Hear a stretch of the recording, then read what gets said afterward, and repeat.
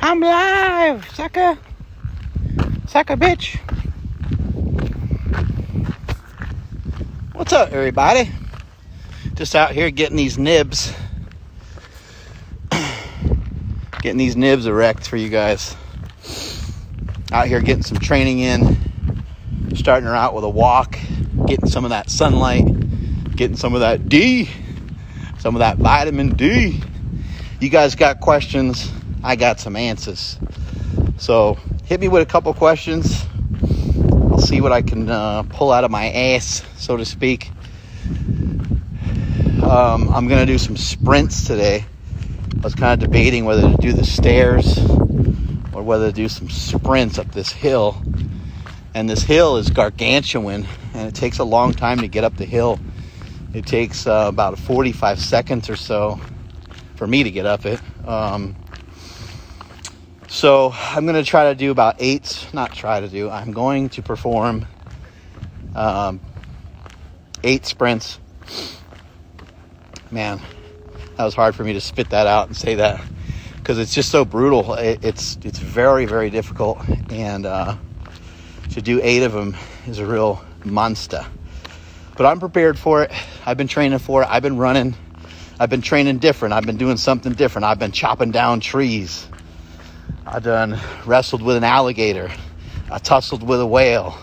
Handcuffed lightning through London and through thunder in jail. I'm bad. You guys know that from Muhammad Ali? Pretty damn good. Anyway, I was probably messing it up. But here we go. We got some questions and I got some answers. What are your future goals with your diet? Here's a weird thing about Mark Smelly Bell is I don't set out a lot of goals per se. I'm more a believer in continued progress. So my goal is always just to be a little bit better than I was yesterday. And when I think about like a life goal of mine is to be more understanding, to be more knowledgeable, to understand other people's perspectives better, and to grow and to be able to share information that is helpful and useful to other people. When it comes to my nutrition, when it comes to those kind of goals, those are my long-term goal is to be between 210 and 220 pounds. I woke up this morning and I was 235. So it's like, you know, I'm not super like motivated to just dive down to that weight because it's more of a long-term goal. Like I would be happy if I was there towards the end of this year. I'd be happy if I was, staying below 220, let's say, right? Now I've been doing a very good job of staying below 240. The next goal is to stay below 235. But I don't really have I'm not like, oh, I want to get shredded. I don't really care. Like I feel like I'm lean. I feel like I'm in good shape. I've been shredded before. I don't care about it. I've been strong before. I don't care about it. My interest lies in continually getting better and figuring out ways and figuring out how to have a capacity to always get a little bit better at everything. Better business. I want to execute on something and then move on to the next thing. But I don't hold a lot of expectations in the future because I've learned for myself personally that a low to no expectation life is a life with low to no disappointment, because we're disappointed 100% of the times by the things that we're expecting to have happened. Expectations are the culprit. And so it doesn't mean that you can't have any goals. It just means that you need to be very realistic towards your goals, and you need to be very understanding of what it's going to entail to get to that goal.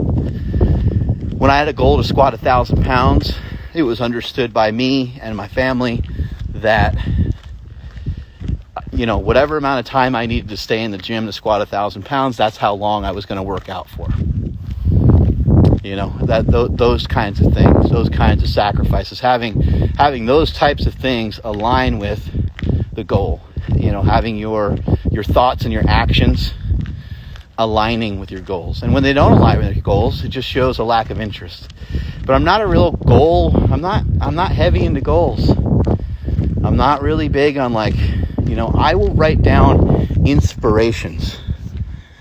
Like I'm starting a supplement company, right? And I might write down something profound. I might write down that I want to shake up the categories that are in nutrition at the moment, that are in supplementation at the moment. I want to shake it up. I want to shake the foundation that is currently on, you know, and I know that I'm capable of doing those things. And so, but it's the goal, as you can see, is kind of broad, right? Anyway, I'm going to get to the next question, because I don't care about like a bodybuilding show. I did the bodybuilding show, but I didn't care about it. I am competitive to a certain degree, but I'm not a maniac about it. At least I don't think I am. When I competed in powerlifting, I was very much focused on the lifts that I did. I learned early on from great mentors and from great friends that when you get stuck worrying about the numbers, you're in an awful spot. You are not in a great spot. Unless that's the thing that interests you the most. That's the only thing you care about. But it gets to be hard, because then it becomes your identity. And whenever you want to reveal anything else about yourself, you're not really allowed to, because people don't dig it. Can you build muscle and burn fat simultaneously? The question would be why. You know, why do you want to build muscle and burn fat at the same time? Obviously, it's great to be jacked and tan, but what's the rush? You know, I think you're better served at, you know, if you're trying to get leaner and build muscle at the same time. I would think it might not be the most ideal way, because typically to build muscle, it's normally a little bit easier to have a little bit of a surplus of calories for multiple reasons. One is that you get a better workout, and two is that you recover from it a little bit better. So your effort, your output can become enhanced, performance enhancing, to have a little bit of a surplus of calories. You know, I don't really suggest trying to do both at the same time, although I'm very guilty of trying to do that all the time. What I would say is this, is like, find a diet that vibes with you, that feels good to you, that allows you to get good performance without gaining body fat. And in the long run, you will gain more muscle mass, you will become more muscular, and you will be leaner. However, you won't really get big that way. You know, in my opinion, you're not going to get big. You could be bigger. You know, if you're 170, over a period of time, you can be like 180, but you're not going to be a guy that's got a lot of mass on you. You're not going to be 210, 240, 260, 280. The guys that are 240, 260, 280, those are guys that understand how to bulk, right? Hopefully that answers your question. And then obviously with the use of anabolic steroids, that changes the game quite a bit. That will allow you to do that kind of stuff easier. What made you decide to get fat again? I've gotten fat a bunch of different times in my career. I've gone up and down, but whatever my body looks like, or whatever my body is, it's just in accordance to my goals or how I feel at the moment. So that's usually what I'm moving towards. In this case, you're probably screwing with me, because I'm still jacked, I'm still tan, I'm still in good shape, and I still weigh the same amount as I did when I competed in a bodybuilding show 2 years ago. My percentage of body fat has probably gone up maybe 2 to 3% from that moment that I was on stage, because of the amount of focus that was devoted to the cardio and to the actual lifting. But I feel great, and I feel like I have the physique that I want. I would like to make some small improvements, some small changes to it, but I'm feeling really good about it. And I'm enjoying, getting outside and doing different workouts. Let's see here. One thing I wanted to mention, now things are getting a little screwy around here. That's what happens on these walks over here. One thing I wanted to mention again is I'm extremely proud of a lot of you guys that follow, a lot of you people that follow. And I got to say that I'm also very proud of myself.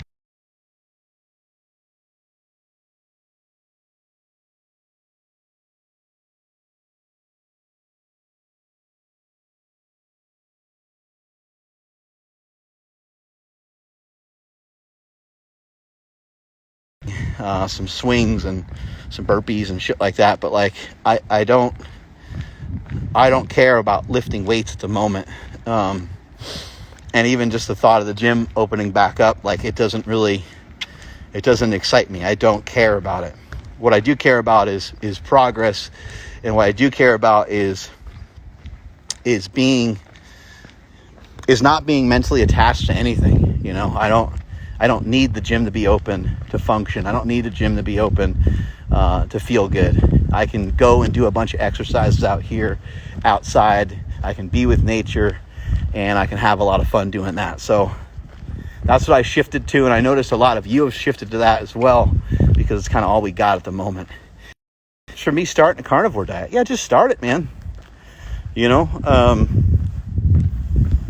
There's no reason to think about stuff I think I'm going to start. Just do it. Eat meat for a day and just see how you feel from it.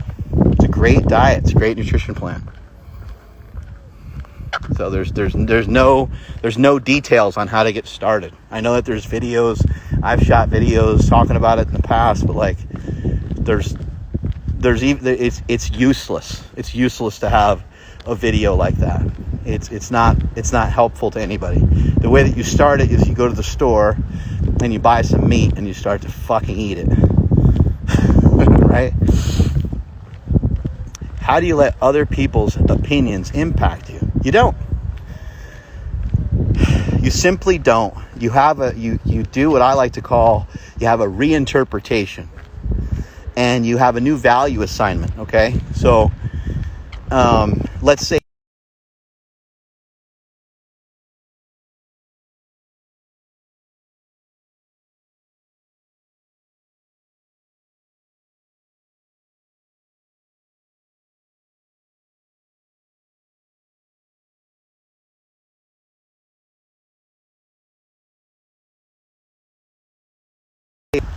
that person doesn't know you. That person doesn't care about you. That person doesn't love you.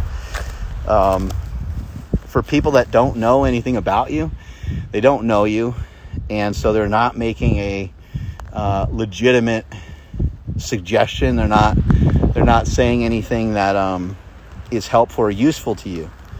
They're not giving you a good critique. They're just flat out judging you or making fun of you, right? And so you don't let other people's opinions, when you do let other people's opinions of you matter, then you're empowering them. You're giving them power. You're giving them some agency over you. Somebody calls you fat and you respond to it by saying, fuck you. You admitted that you acknowledged that what they said is a problem for you. Because if you weren't fat and it wasn't a problem for you, you'd be like, huh? Talking to me? That's doesn't make any sense, right? It doesn't make any sense. It's not logical. It's not smart. It's not educated. It's not a person of knowledge. It's not a person of higher learning. It's not a person of any real magnitude in this world. Somebody that wants to cut down other people. It's just something that you need to be aware of. So how do you let other people's opinions impact you? You don't. You reinterpret it in the brain. Somebody said something about you, somebody did something to you, and you have a reinterpretation. We just had Daryl Davis on our podcast. He talks a lot about racism.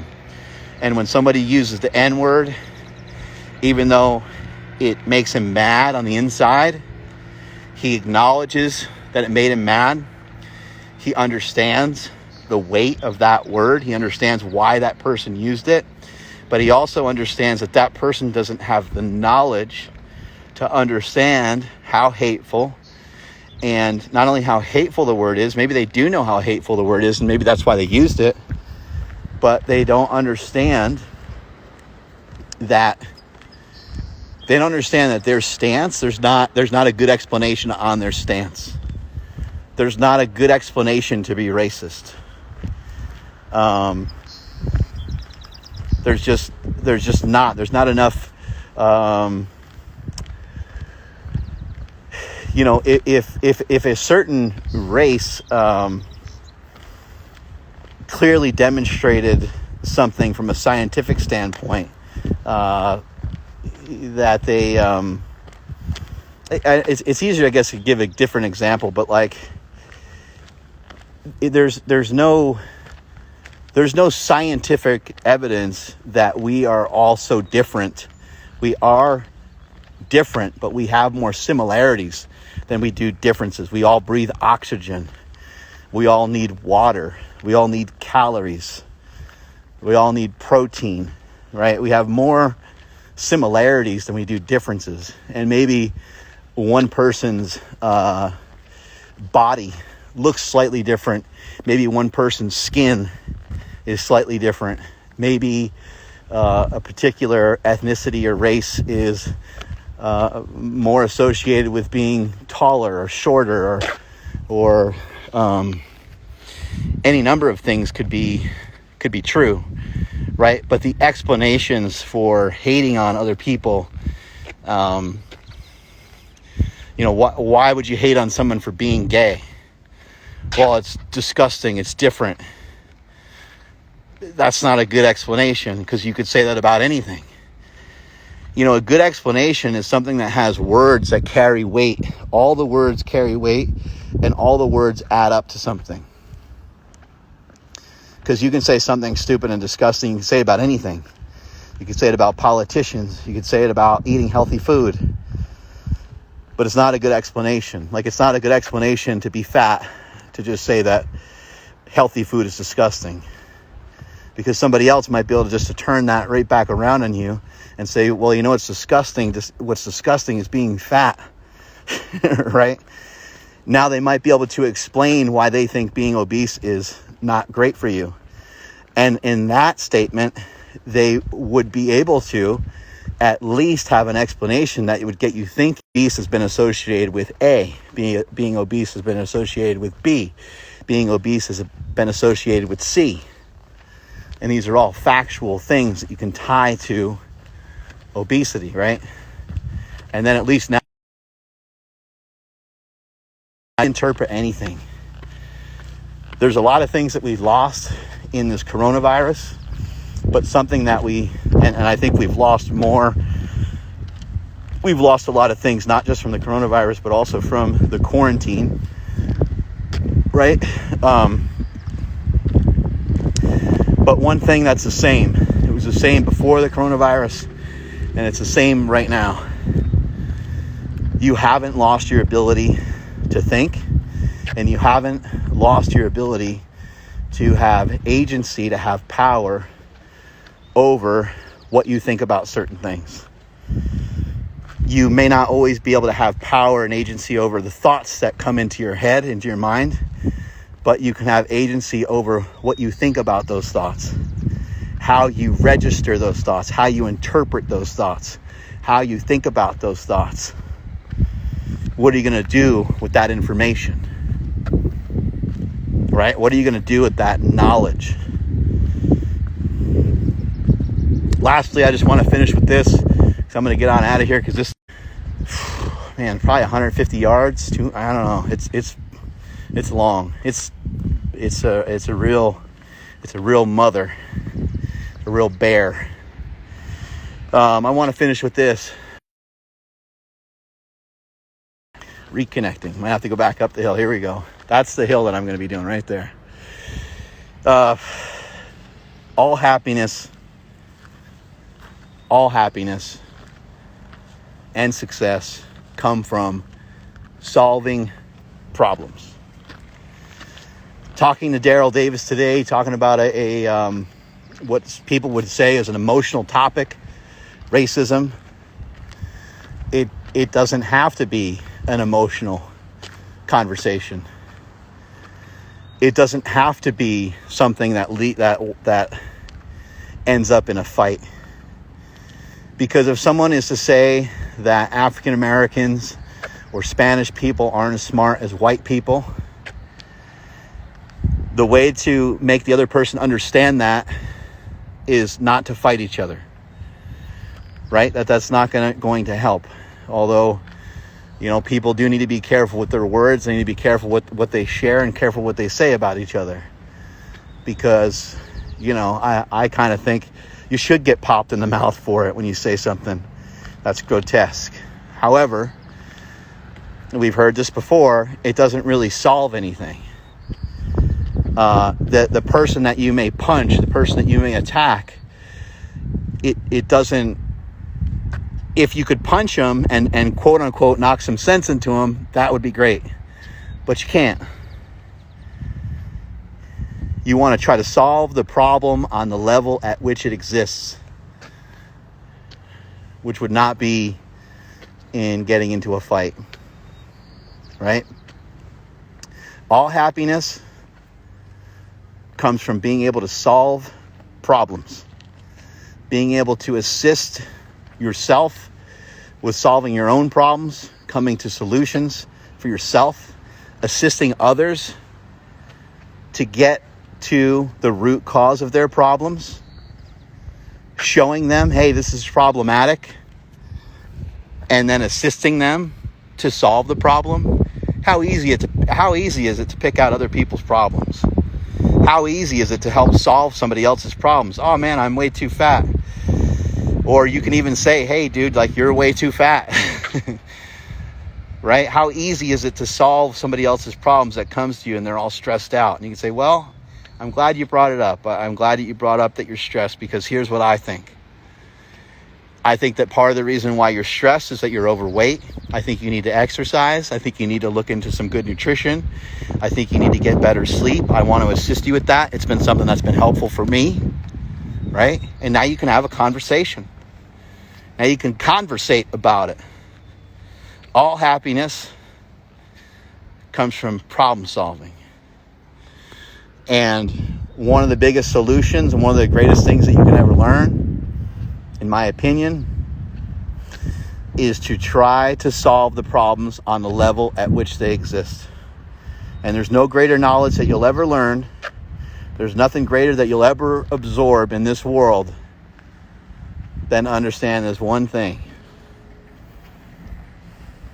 You should be in search of, it's called behavior modification.